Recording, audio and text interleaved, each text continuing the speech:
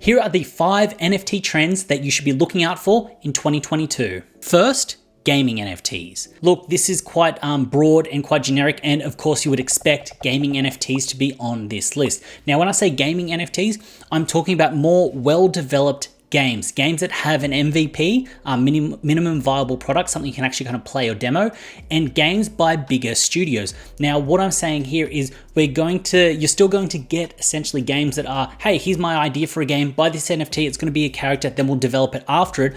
But I think brands and big studios are starting to see the power of the NFT market and the fact that they can essentially fund an entire game by selling some NFTs, and they could essentially take the mechanism and the way that the game is going to work, start developing it, get it to a point where it's almost at a demo stage to then get some funding to then kick it forward and move it forward. So in 2022, there will be an influx of gaming NFTs, but well-developed ones, polished ones. Now I come back to something like My Pet Hooligan, something that had great animation, really good marketing, and the fact that the team behind it could actually execute it quite well. They had demos, it was available. We're gonna see more projects like this. So when it comes down to gaming NFTs in 2022, what I'm looking for is projects that actually have an MVP, projects that have a team that have done it before, and maybe a project that is actually backed by a big studio that can actually hold up their end of the bargain when it comes down to it.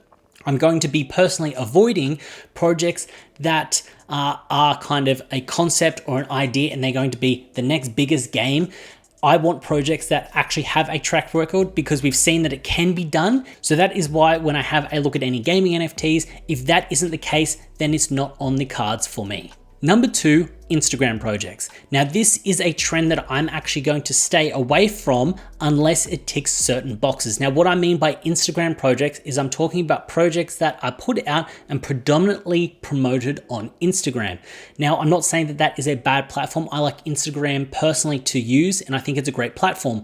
But what happens on these Instagram platforms is that there is a way to run up sort of Facebook and Instagram advertising to then push forward a lot more. There is a lot of misconception when it comes down to what the project will do, how it's going to run.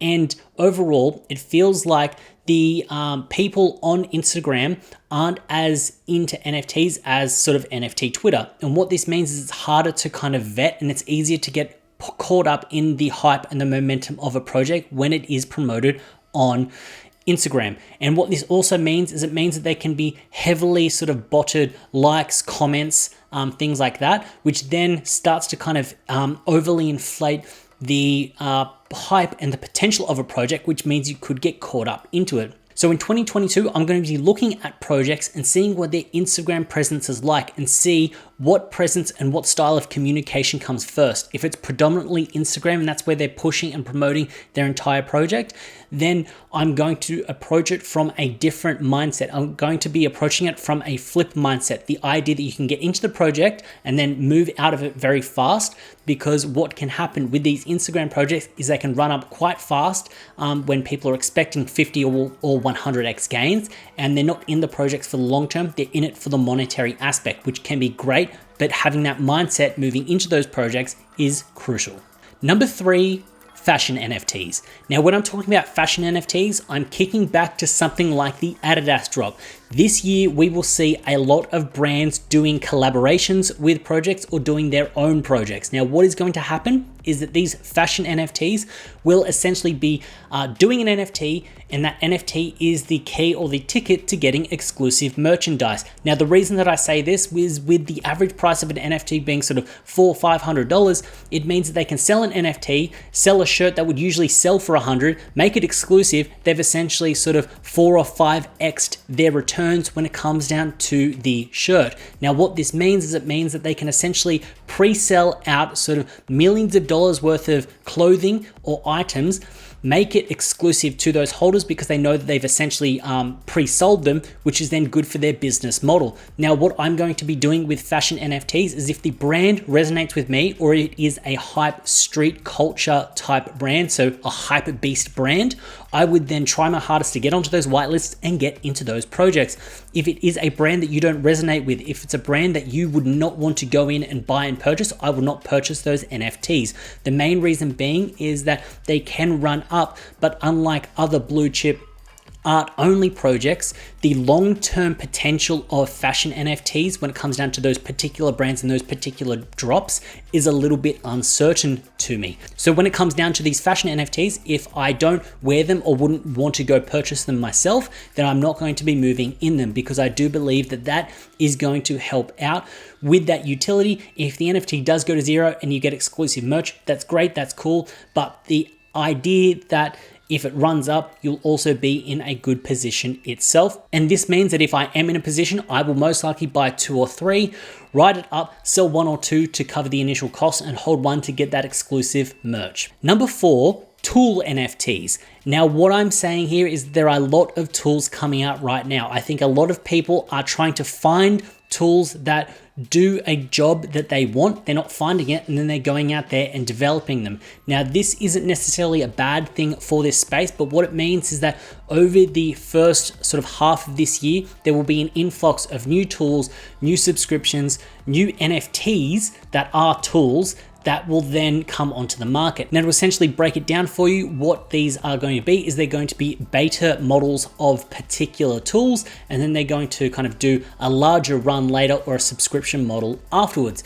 Now, what I see happening with this space is there will be some great tools, some great deals that you can get in, and they might cost you sort of 0.2 ETH, 0.5 ETH, and that's fine. You'll get great value from the tool. But very soon we will start to see scammers come into the space and realize that they can have some mock-ups of a tool, say that they're going to run up a tool. People will then think of the tool as a great utility aspect, and then people come in and then do a soft rug when it comes down to it. So with my approach when it comes down to tool NFTs, it's having a look at the team, it's have a look at how they're communicating.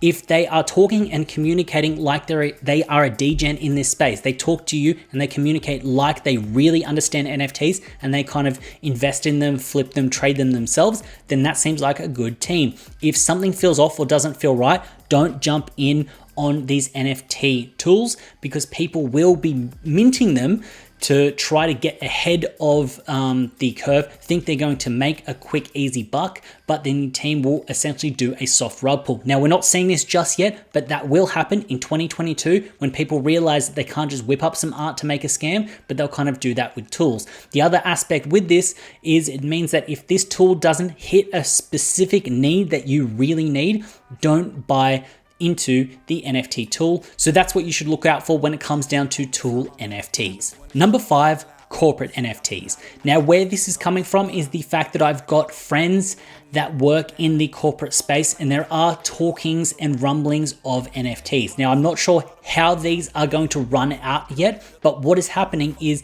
the corporate world in Australia and the corporate world in the US are starting to talk about NFTs as a business model, how they can kind of incorporate them and use them. Now, this may be sort of fast-moving consumer goods. So that could be things like Mars or Nestle moving into something, but it could also be something a little bit bigger when you come down to bigger brands such as Ford, or you get something like Walmart. I'm not saying that they are building in NFTs right now, but the fact that corporate worlds are starting to talk about it internally means that it is going to come to the forefront. And I do believe that we will start seeing some announcements made in Q2 2022. But once we get to the later half of 2022, you'll start having these corporations releasing NFTs. Now, how I will be approaching corporate NFTs is the team behind it and not necessarily the brand behind it. When it came down to fashion NFTs, it's about the brand. When it comes down to corporate NFTs, it comes down to the team. There may be a disconnect when it comes down to what the brand can offer and what you actually get as the NFT. Now, we've seen things like Pepsi, we've seen things like Budweiser. They have kind of dabbled into the NFT space and not really given much apart from just kind of using their IP to then build out an NFT. And we'll start to see that in other sectors around the world when it comes down to NFTs. So it'll be a bullish move for the NFT space overall, but you need to be cautious and careful when it comes down to these NFTs. Now look, the way that I'm going to be playing this, because I'm going to be looking at the team and not necessarily the brand, if the brand is hyped and I don't really mess with the brand, but it looks like the people that are going to be executing the plan on behalf of that brand are competent and know how to do it, then I would move into it knowing that there is a chance to make a flip or kind of make that quick run up. The idea when it comes down to corporate NFTs, I will most likely not be holding these longer term. These will most likely be quicker flips that you can kind of take advantage of when the normal people come into the space. Now, that is where I see those corporate NFTs. So I think you should be wary of them, know that they're on the horizon, but not think that every corporate NFT will be built the same. And there will be some essentially soft rug pulls that come down to the corporate NFTs that aren't intentional, but it's just the incompetence of the team and the brand not understanding how it can work and just seeing a way to kind of bolster their bottom line. So those are the 5 NFT trends that I see moving in 2022. I hope you got value from this video. If you did, please consider hitting up that subscribe button. And while you're down there, also hit up that like button. If you're not following me on Twitter, you can actually click on the link below, follow me on Twitter, and then we can kind of communicate and chat there. As always, it's been a pleasure having you with me. I look forward to seeing you in the next one. 'Cause I'm just getting started, ain't no telling what I might do.